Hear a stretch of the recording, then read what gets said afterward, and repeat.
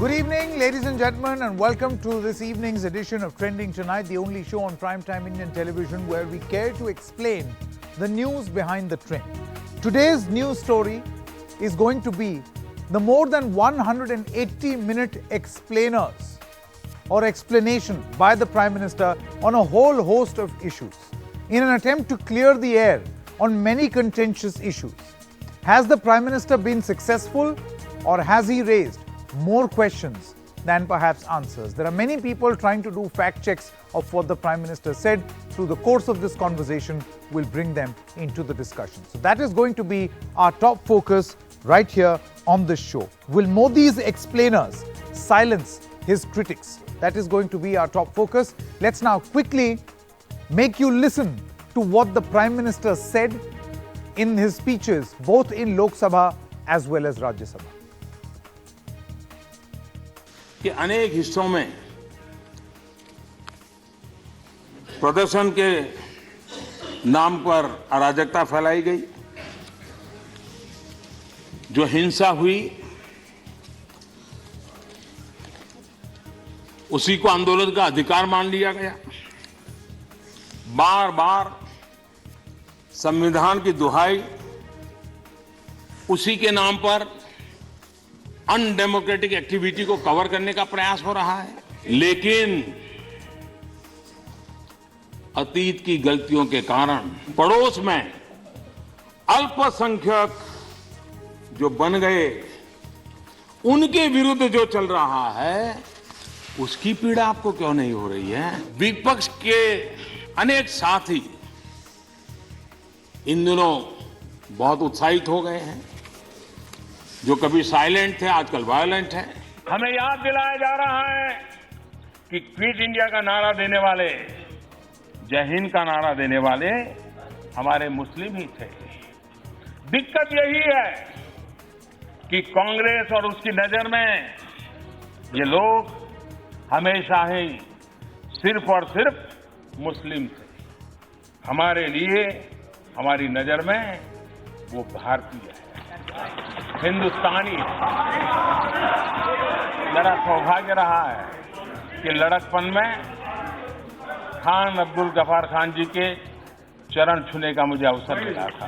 खान अब्दुल गफार खान हो या पूर्व राष्ट्रपति श्रीमान एपीजे अब्दुल कलाम हो, सबके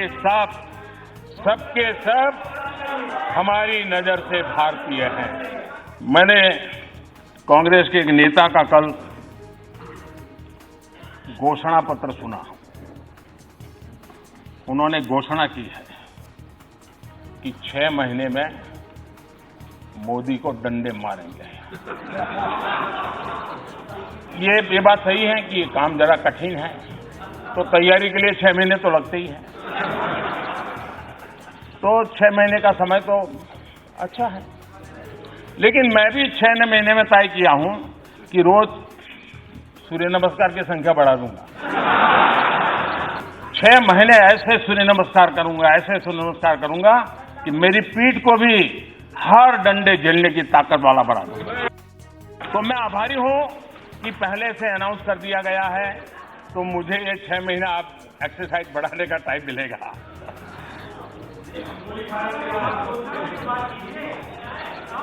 माननीय अध्यक्ष जी,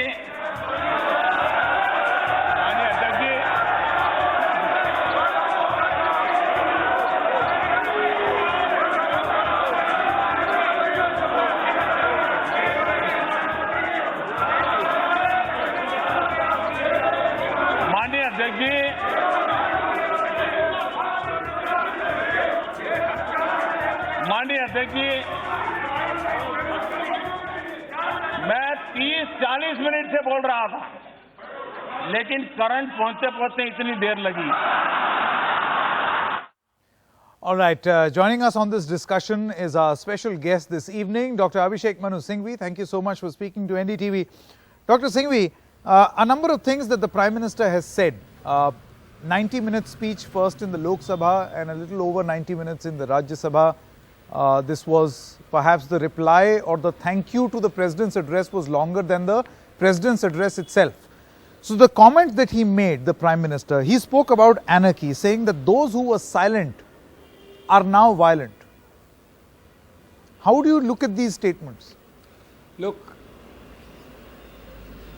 I look upon all this as an era of length, but not depth, not breadth. You had the same length in the budget, but hardly any depth, a lot of hollowness. Unfortunately, you had length again today, and a very powerful speaker, a lot of rhyming jumlas, but content-wise, I'm sorry, not at all impressive. And I'll just take a few examples. I entirely agree. Violent and rhyming and jumlas, great. But I was aghast to hear, I'm giving only an example, there are many more, that the GST was delayed by us or not implemented by us. I thought I was living on a different planet when I heard no less than our Honorable Prime Minister speaking like this. It is well known from the records of each day from roughly 2011-12 till 2014 that the most vociferous opponent of every aspect of GST was the then Chief Minister of Gujarat, the now Prime Minister of India.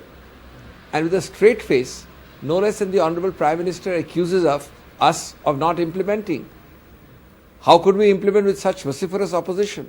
Number one. Number two, he of course conveniently forgets that in his zeal to adopt an entirely Congress idea, without allowing stabilization, proper rules being framed, proper forms being made, he had given a deadline like a farman, which led to enormous birth pangs of pain for at least 1.5 to 2 years of GST, and even today we have not stabilized, of course along with the triple whammy or double whammy of demonetization. So this is not behove a Prime Minister. I mean, you and I can speak like this perhaps, but a Prime Minister cannot mislead, cannot be giving half-truths, cannot be indulging in jumlebazi every time, cannot be doing rhyming couplets or scoring a debating point in a political speech inside Parliament on a constitutional occasion like reply to a President's address. I'll give another example. I was even more aghast when I heard that the Bangladesh land agreement is appropriated by our Honorable Prime Minister and the BJP. Any student of parliamentary history and governance in the last 20 years knows that everything in Bangladesh agreement is done by us, exchange of enclaves, etc. It's only happened that the government changed and the Prime Minister might have implemented it or come to the stage of implementation. But entire groundwork, policy, exchanges, meetings with the trying to convince the Bangladesh Prime Minister and the other office bearers there, etc., etc. Innumerable. Dr. Manmohan Singh took it upon himself to do it in a big way. But no credit. I mean, is this a country where we can't give credit? Are we so parsimonious that it is scary or insecure that if you give credit to a previous government? And what is worse, you don't give credit to you and you appropriate credit to yourself. And there are many more examples if you ask me, and I'll come to CAA, etc. That's a separate topic. But it's I sad. just wanted to ask you, Dr. Singhvi, since you are into fact-checking at this moment, there are two things that are doing the rounds, and I would want to know from you whether it is a part of your list or not. Him saying that he touched the feet of Abdul Ghaffar Khan, Frontier Gandhi. This is also being spoken about a lot. Your voice is breaking. Yeah, can you hear me? Your voice is breaking. Dr. Singhvi, can you hear me now? It's static and breaking. Just repeat it, please, slowly. Okay, so since you are into fact-checking, I believe you would be able to hear me now. Is it clear? Little better, but go slow. Okay. Yes, please. Okay, so two things that are being spoken about that the Prime Minister said and are being subjected to fact-checking is number one, that he touched Abdul Ghaffar Khan, who's also known as Frontier Gandhi's feet. That is one. And number two, where he quotes Omar Abdullah as saying that if 370 is abrogated, there will be an earthquake so vast that it will separate Kashmir from India. The NC denies that Omar Abdullah ever made this comment.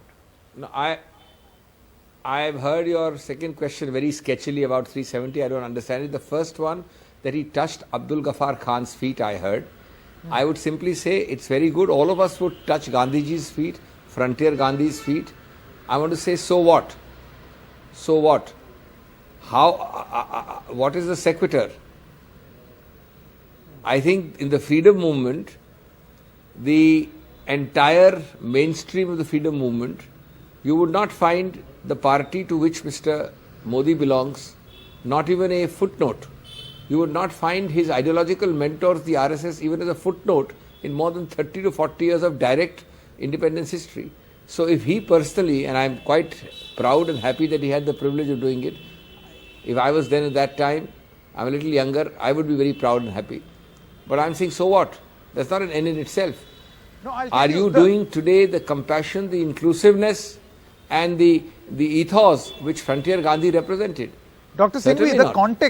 the context of that statement was that he said, for you, they may be Muslims in this country, for us, they are Indians. While that may be a statesman-like statement by the Prime Minister, but don't you think that there should be questions asked of the BJP's own MPs and leaders, clearly polarizing on religious lines in the Delhi elections? Exactly. I think you are guilty of gross understatement and words of studied moderation. I ask you to repeat the Prime Minister's statement. For us, we are Indians, these are Indians, not Muslims. Put your hand on your heart and ask from 2014 to 20, ever before in 72 years of Indian history, in Delhi, in your restaurants, at your home, on your television screens, in your workplace, on trains, on airports, have you heard more of religion, identity, what you wear, what you look like, what you eat, what you speak, what you think, ever before than the last 5-6 years? If you are honest, the answer has to be no. You have never heard so much of divisiveness. And here is the Prime Minister with a straight face, with the same straight face as on GST, which I have explained, as on Bangladesh enclaves, saying with a straight face that for them they are Indians. I wish it was so. You are not an Indian. You are today a Muslim. I am today a Buddhist. He is tomorrow a Sikh. You are a person with a beard. You are a person with a topi. You are a person who eats this. And I am a person who dances like this. That is what India has become about. That's the tragedy. And the Prime Minister appears to be quite ignorant of the irony of his statement. Supreme irony. Dr. Singhvi, a couple of more questions before I let you go.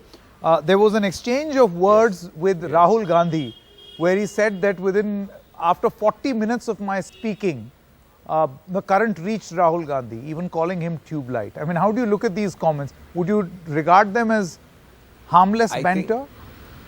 I think the Congress and Rahul Gandhi is used for the last, not now, for the last at least 7 to 8 years to being trolled, to being abused, to being vilified, to be made fun of. No, you're saying the Prime Minister is trolling. First Rahul of all, Gandhi. it only, let me tell you, let me complete. First of all, what makes me sad and what should make the country sad is that no less than the Prime Minister does that. Okay. Prime Minister is always out, not to act like a statesman, is out to score a point.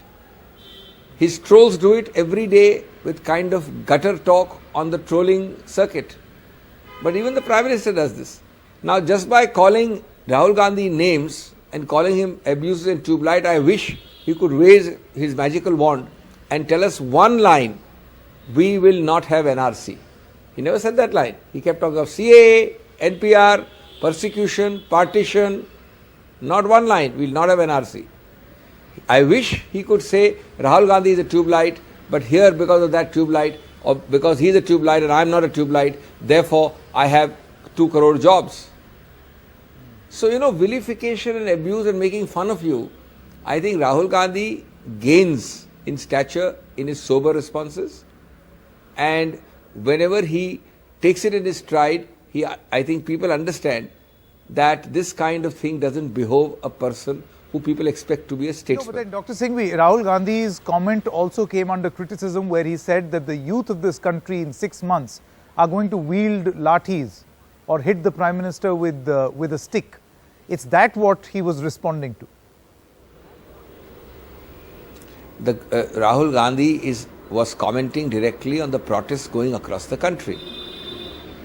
Today, every protest in the country is dismissed as a Congress protest or a TMC protest or a left protest.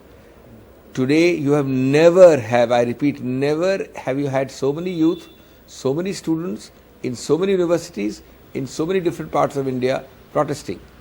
Now, if this is not controlled and proper answers are not given, fortunately they have not taken up lathis. But what Rahul Gandhi was underlining is that your apathy to them should not make them violent. I don't think he was saying anything about the Prime Minister. He wasn't giving things like he's a, this or a that or a tube light, etc. No personal comment. It was about the degenerating situation arising out of your insensitivity and apathy to genuine concerns of students in this country.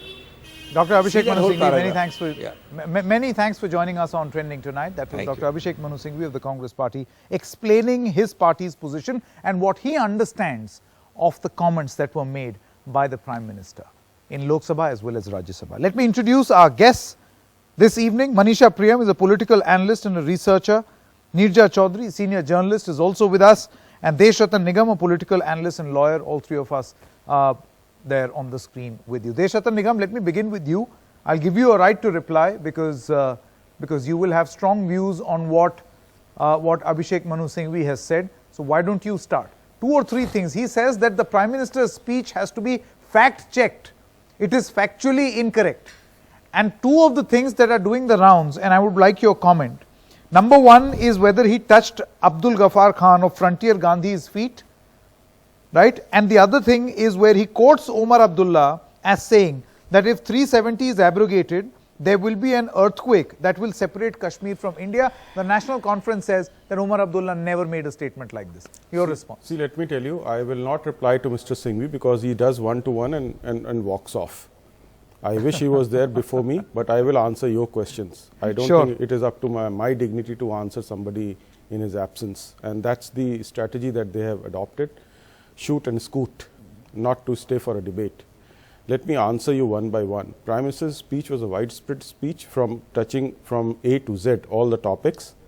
What you're talking about, Abdul Ghaffar Khan touching feet, frankly telling you, I don't know, nor have done any kind of a research on it. He has made that statement in the parliament. But I am sure you can show that particular portion where he is talking about the earthquake. You have not shown that portion of the speech, exactly what he said, because that is very important to see the context. Please show that portion of the parliament speech, because you cannot discuss it without showing it on your television. Okay. And that is what, if you can in few minutes time to show, then one can know the context. Yes, I know what Omar Abdullah said, and I still recall that he said something about earthquake, but and also said that it will be... no, I'm saying the National Conference disputes this. Fine. By the Prime Minister. They said Omar Abdullah has never made this comment. So let us hear what the Prime Minister exactly... Do we know the source of this information? No, let us hear for what the Prime Minister exactly said in the Parliament. Please show that first. Before, because you put a very specific question. Okay. So let me ask my producers, while we go to Neerja Chaudhary as well as Manisha Priyam, I'm going to request my producers to pull out that bit where he's commenting on Kashmir, where he's commenting on the former chief ministers, and we'll come back. Let me complete my thought process. 10 seconds. Yes, I remember Farooq Abdullah and saying there will be chaos, anarchy. I have also heard that India would be considered as an occupational force when 370 goes. So this is in tune, in line exactly with the thought process. The body will burn if Mehbooba Mufti said when 370 will go, there will be bloodbath. We all know prior to abrogation of 370 and subsequently... An alliance partner of the BJP, Mehbooba Yes, Mufti. Fine. We all also know. That is conveniently ignored. No, let me tell you, 370 today has gone because the BJP understood the entire system within the in J&K while aligning with BJP, in the role of the J&K bank also in terror funding and siphoning out funds. So give them that much of... Okay, one moment, Deshratan Nigam. Since you asked for a quote of what exactly the Prime Minister said on Kashmir and on Omar Abdullah, let's quickly play out this reaction. Yes. कुछ लोग कहते हैं कुछ नेता jail में हैं, डिगना है, फलाना है, वगैरह वगैरह। महबूबा मुफ्ती जी ने 5 अगस्त को क्या कहा था? महबूबा मुफ्ती जी ने कहा था, भारत ने, ये शब्द बड़े गंभीर है, उन्होंने कहा था, भारत ने कश्मीर के साथ धोखा किया है। हमने जिस देश के साथ रहने का फैसला किया था, उसने हमें धोखा दिया है। ऐसा लगता है कि हमने 1947 में गलत चुनाव कर लिया था। क्या ये संविधान को मानने वाले लोग इस प्रकार की भाषा को स्वीकार कर सकते हैं क्या? उनकी वकालत करते हो? उमर अब्दुल्ला जी ने कहा था कि आर्टिकल 370 को हटाना ऐसा भूकंप लाएगा कि कश्मीर भारत से अलग हो जाएगा। फारूक अब्दुल्ला जी ने कहा था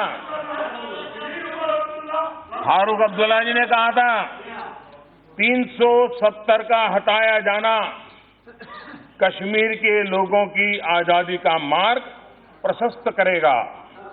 अगर 370 हटाई गई तो भारत का झंडा फहराने वाला कश्मीर में कोई नहीं बचेगा। ये वो लोग हैं जिनको कश्मीर की आवाम पे भरोसा नहीं है। हम वो है जिनको कश्मीर की आवाम पे भरोसा है। All right, Deshathan Nigam, before I come back to you, I have to listen to the other two panelists also, and I'll give you the right to reply towards the very end. Neerja Chaudhary as well as Manisha Priyam. Neerja, you can please go first. What do you make of this speech? Do you think that the Prime Minister was able to diffuse the crisis, all the controversies, all the statements that are being made? Do you think that he has been able to, quote unquote, clear the air? I think the Prime Minister took on the opposition very sharply, aggressively, on the attack mode, and he spoke for so long after a long time in Parliament, because we had not heard him either on the abrogation of 370 or on the passage of CAA. He was the Home Minister who led the charge then. So, and it's also interesting that the 1.5-hour speech, a 90-minute speech in both houses, comes a couple of days, even as the campaigning was about to end for the Delhi election. And what one got the sense, his target was not only the MPs who were sitting in the Lok Sabha and the Rajya Sabha, his target was also Delhiites, to whom he was explaining what his government's stand was, what his party's stand was, what the achievements were, and what they felt about CAA, which has become such a controversial issue in this election, as well as the NPR and the NRC. And certainly, you know, I would have, as a citizen, would like to know, forget what the Congress did, whether they went in for NPR and all. I, as a citizen, want to know, we've got the census exercise going, we have the Aadhaar card already in place. Why do we need an NRC and an NPR?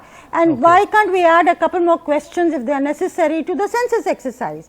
This is something there is no answer to. You can play this political football he back and forth. commented on the political controversy around NPR and NRC, but did not mention this fact, its need in the first place. Okay, Manisha Priyam, what do you make of this statement? I mean, Neerja so I give this round was an extension of an election speech. I give this.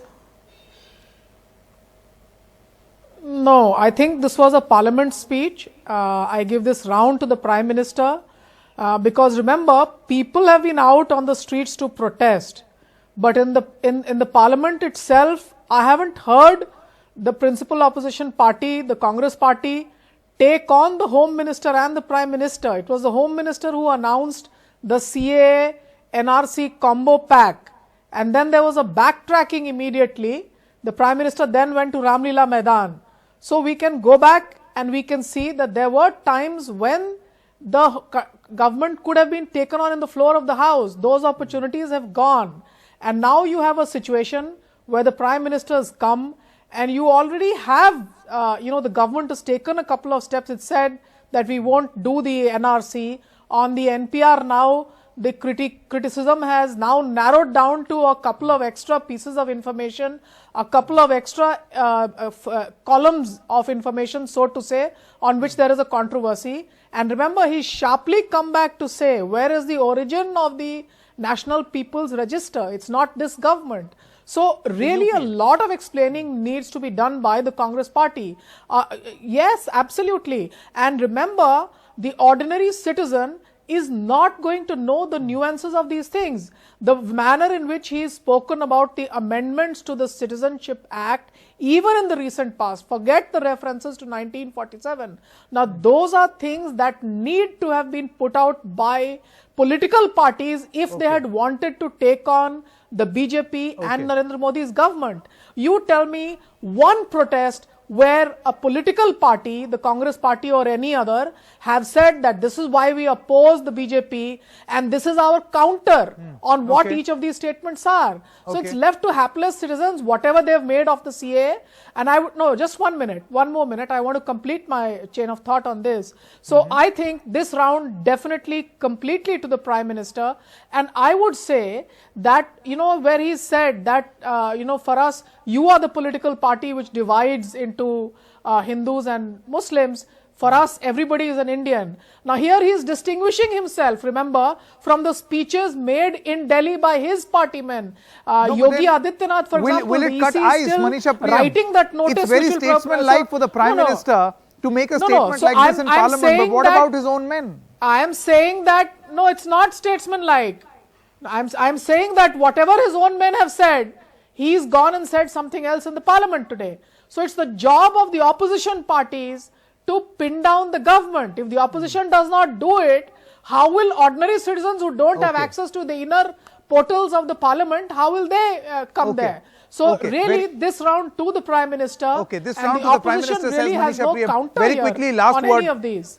Last word to Deshratan Nigam. You at Deshratan Nigam had asked for the clip to be played. Yes, I have seen I have played it out. Yes, you I have have heard seen what he has said. He doesn't attribute it to anyone, to any source. He has just quoted Omar Abdullah as saying a fact which is being denied by the National Conference. See, I remember, let me tell you, I have been participating in debates on NDTV and various other channels since long, and I distinctly remember that I have also said the same on numerous TV channels when this had actually you may happened. have said, but what is the source of this information? So the fact is that the BJP spokesperson should be able to tell you right now. I'll go to the sum and substance of the Prime Minister said, and sum and substance is that the kind of derogatory, divisive speeches that were given by the PDP and National Conference All right. leaders. Deshratan Nigam, I haven't got my reply. Deshratan Nigam, Neerja Chaudhary as well as Manisha Priyam, many thanks for joining us on this short discussion. That's a wrap in this edition of Trending Tonight, but news continues right here on NDTV. Stay with us.